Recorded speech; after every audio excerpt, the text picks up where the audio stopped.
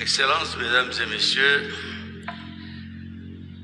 permettez-moi tout d'abord d'exprimer au gouvernement et au peuple frère d'Éthiopie mes remerciements les plus sincères pour l'accueil chaleureux et l'organisation réussie de ce deuxième sommet sur le climat. J'adresse également mes remerciements à la Commission de l'Union africaine pour son engagement. Excellences, Mesdames et Messieurs, depuis quelque temps déjà, l'urgence climatique est devenue une préoccupation mondiale. Aujourd'hui, le réchauffement climatique s'impose à nous comme une évidence, mais aussi comme un défi énorme à relever. Car nous le constatons partout dans notre vécu, dans notre ressenti, chez nos agriculteurs, chez nos éleveurs, dans nos villes, dans nos campagnes, les soubresauts climatiques engendrent des destructions et catastrophes en cascade.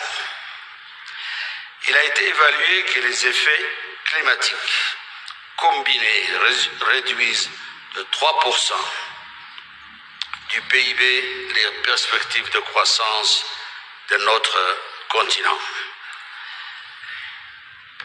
Aujourd'hui, le paradoxe de notre continent réside dans l'équation suivante.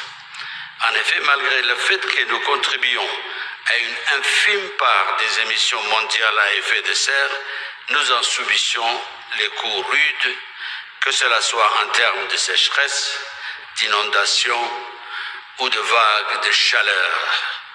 Face à ce diagnostic alarmant, notre réponse doit être à la hauteur de l'urgence.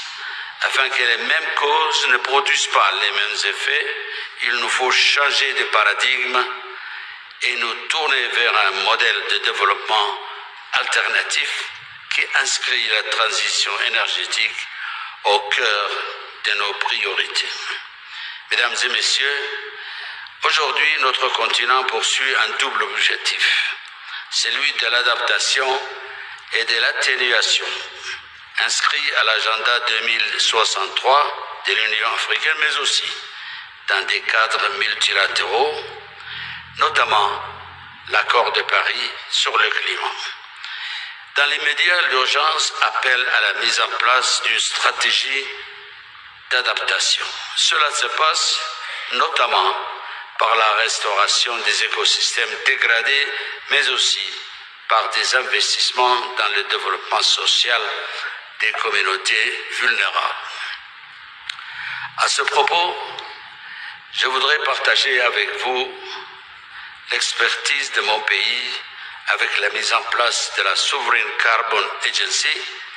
En effet, depuis 2 ans déjà, l'agence collecte les contributions carbone basées sur le principe pollueur-payeur et les transforme en projets d'adaptation pour les communautés impactées par le réchauffement climatique.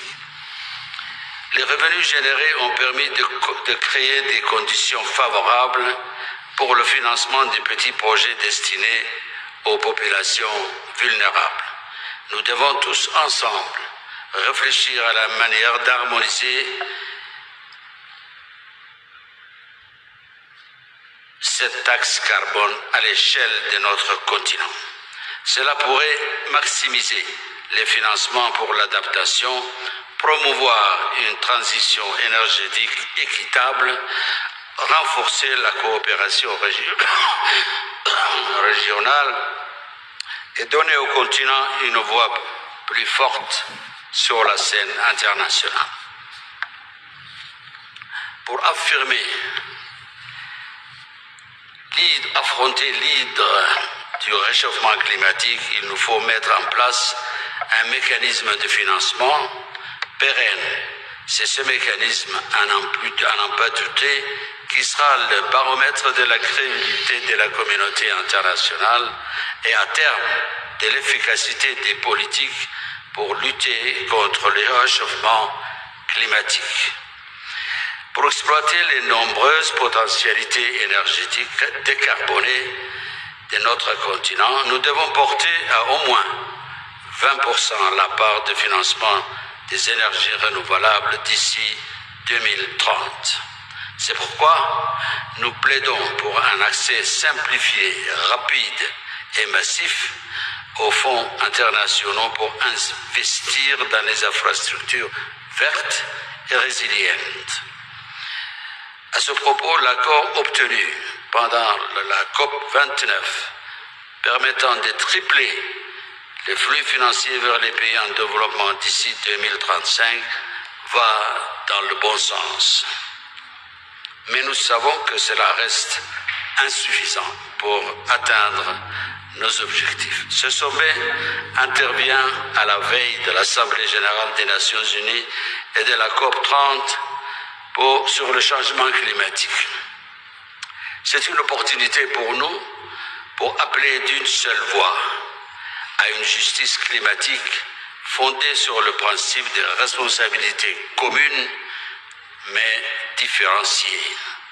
C'est une opportunité également pour rappeler à nos partenaires internationaux leur engagement dans le financement de la transition écologique dans son ensemble. Je pense par exemple aux mécanismes novateurs tels que l'allègement de la dette en échange d'investissements verts, aux fonds de compensation et de la transition écologique dans son ensemble. Je pense par exemple aux mécanismes novateurs tels que l'allègement de la dette en échange d'investissements verts, aux fonds de compensation pour les pertes et les dommages, mais aussi au fonds vert pour le climat. Excellences, Mesdames et Messieurs, unissons nos efforts et nos forces, faisant en sorte que le financement climatique devienne le levier d'une renaissance africaine verte et solidaire. Je vous remercie de votre attention. We thank Your Excellency